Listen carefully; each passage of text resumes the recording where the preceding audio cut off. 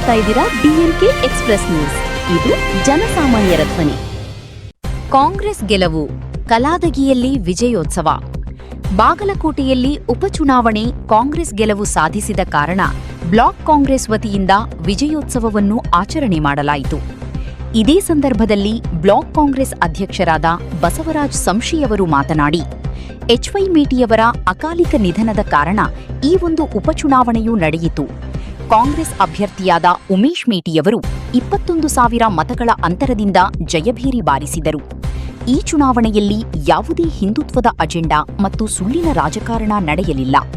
ಈ ಒಂದು ಗೆಲುವು ಕಾಂಗ್ರೆಸ್ ಪಕ್ಷದ ಸಿದ್ಧಾಂತದ ಗೆಲುವು, ಸನ್ಮಾನ್ಯ ಶ್ರೀ ಸಿದ್ದರಾಮಯ್ಯರವರು ಗೆಲುವು ಮತ್ತು ಲೋಕೋಪಯೋಗಿ ಸಚಿವರಾದ ಶ್ರೀಮಾನ್ ಸತೀಶ್ ಜಾರಕಿಹೊಳಿಯವರ ಬಹಳಷ್ಟು ದಿನಗಳಿಂದ ಇಲ್ಲಿಯೇ ಠಿಕಾಣಿ ಕೂಡಿ ರಣತಂತ್ರವನ್ನು ಹೆಣೆಯುವಲ್ಲಿ ಯಶಸ್ವಿಯಾದರು. ಜಿಲ್ಲಾ ಉಸ್ತುವಾರಿ ಸಚಿವರು ಮತ್ತು ಅನೇಕ ಶಾಸಕರು ಗೆಲುವಿಗೆ ಪಾತ್ರರಾಗಿದ್ದಾರೆ.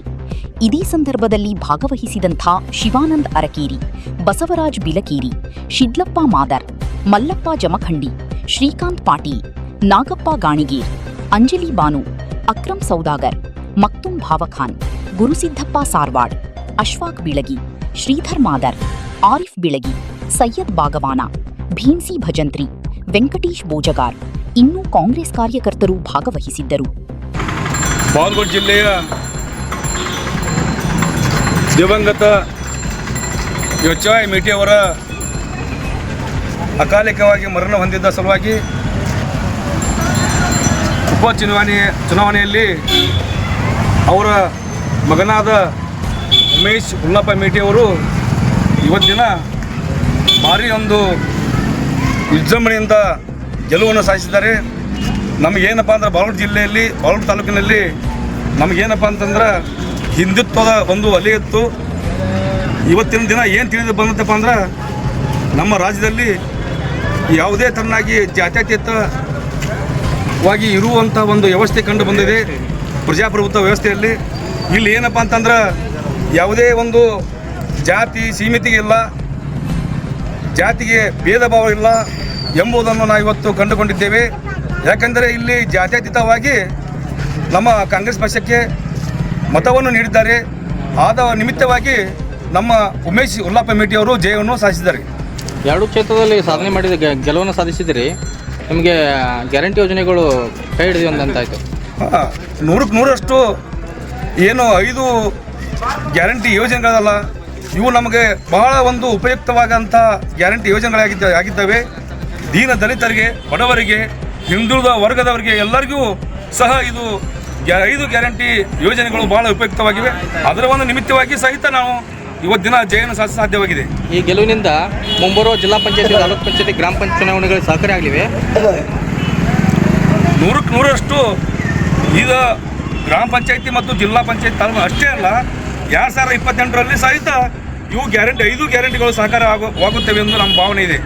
ಸರ್, ಇದು 2028ರ ದಿಕ್ಸೂಚನೆ ಆಗುತ್ತಿದೆಯಾ ಈ ಚುನಾವಣೆಯ ಜಯಬೇರಿ?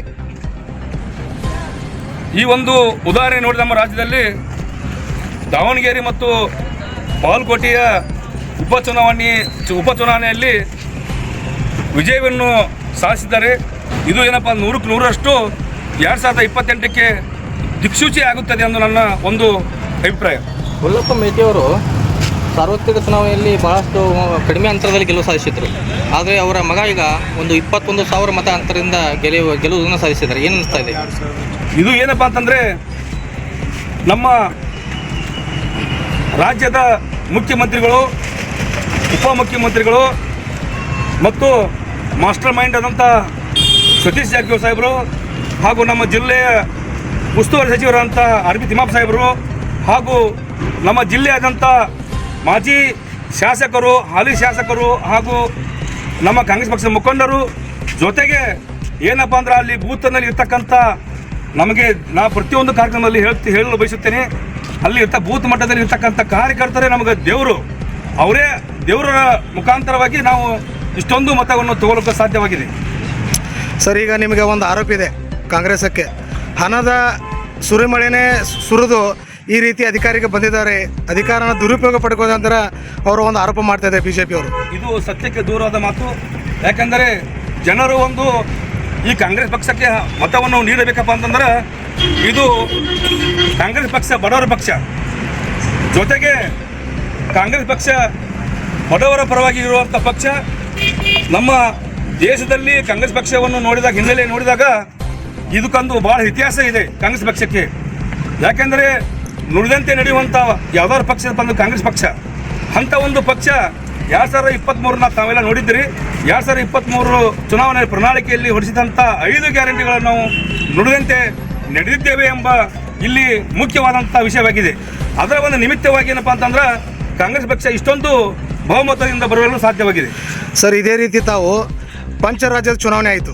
ಪಂಚರಾಜ್ಯ ಚುನಾವಣೆ ಒಂದೇ ರಾಜ್ಯದಲ್ಲಿ ತಮ್ಮ ಕಾಂಗ್ರೆಸ್ಸನ್ನು ಅಧಿಕಾರವನ್ನು ಪಡೆದುಕೊಂಡಾಯಿತು. ಇನ್ನು ಉಳಿದ ಎಲ್ಲಪ್ಪ ಅಂದ್ರೆ BJP ಆಯಿತು. ಈಗ ಇದು ಯಾವ ರೀತಿ ತಾವು ಬಯಸ್ತೀರಾ? ನನ್ನ ಅಭಿಪ್ರಾಯ ಪ್ರಕಾರ ಇಲ್ಲಿ ಏನಪ್ಪ, ಭಾರತ ದೇಶದಲ್ಲಿ ಉತ್ತರ ಭಾರತ ಮತ್ತು ದಕ್ಷಿಣ ಭಾರತ ಎಂಬ 2 ಭಾಗವಾಗಿದೆ. ಉತ್ತರ ಭಾರತದಲ್ಲಿ ಅವರ ಒಂದು ಪ್ರಾಬಲ್ಯ ಇದೆ, ಆದರೆ ದಕ್ಷಿಣ ಭಾರತದಲ್ಲಿ ಅವರ ಪ್ರಾಬಲ್ಯ ಇಲ್ಲ. ಯಾಕೆಂದರೆ ಉದಾಹರಣೆಗೆ ಕೇರಳ ತಗೋಬೋದು, ತಮಿಳುನಾಡು ತಗೋಬೋದು, ಹೊಳ್ಳೆ ಜೊತೆಗೆ ಈ ಎಲ್ಲ ರಾಜ್ಯಗಳು ನೋಡಿದಾಗ ಅವ್ರದ್ದು ಪ್ರಾಬಲ್ಯ ಇಲ್ಲ. ಅದಕ್ಕೇನಪ್ಪ ಅಂತಂದ್ರೆ ಅವ್ರದ್ದು ಉತ್ತರ ಭಾರತದಲ್ಲಿ ಅವರ ಪ್ರಾಬಲ್ಯ ಇದೆ. ಹಂಗೆ ಅದೇ ಥರನಾಗಿ ಪ್ರಾಬಲ್ಯ ಇತ್ತಪ್ಪ ಅಂದ್ರೆ ಯಾಕೆ ಕೇರಳದಲ್ಲಿ ಮತ್ತು ತಮಿಳುನಾಡಿನಲ್ಲಿ ಅವರ ಪ್ರಾಬಲ್ಯ ತೋರಿಸ್ಬೇಕಾಯ್ತಲ್ಲ? ಹಾಗಾದರೆ ತಾವೇನು ಹೇಳ್ತೀರಿ? ಎಲ್ಲೋ ಒಂದು ಕಡೆ ಮೋದಿಯವರ ಅಲೆ ಕೂಗ್ತಾ ಇದೆ ಅಂತ ಹೇಳ್ತೀರಾ? ಯಾವ ರೀತಿ ಹೇಳ್ತಾರೆ ತಾವು? ಯಾವ ರೀತಿ ಸಂದೇಶ ಕೊಡ್ತೀರಾ? ಮೋದಿಯವರಲ್ಲಿ ಕೂಗ್ತಾರಂತಲ್ಲ, ಈಗಾಗಲೇ ಕೇಂದ್ರ ಸರ್ಕಾರದಲ್ಲಿ BJP ಸರ್ಕಾರ ಇದೆ. ಆ ಸರ್ಕಾರ ಇರುವ ಒಂದು ನಿಮಿತ್ತವಾಗಿ ಅವರು ಹಲವಾರು ರೀತಿಯಿಂದ ದುರುಪಯೋಗಗಳನ್ನು ತಗೊಂಡಿದ್ದಾರೆ. ಆ ಕಾರಣದಿಂದ ಪಶ್ಚಿಮ ಬಂಗಾಳ ಮತ್ತು ಆಸಾಮ, ಪುದುಚೇರಿಯಲ್ಲಿ ಅವರ ಸರ್ಕಾರ ಬಂದಿದೆ ನಿಜ, ಆದರೆ ದುರುಪಯೋಗ ಭಾಳ ಆಗಿದೆ. ಅದರ ಒಂದು ನಿಮಿತ್ತವಾಗಿ ಅವರ ಪ್ರಾಬಲ್ಯ ಹೊಂದಿದ್ದಾರೆ.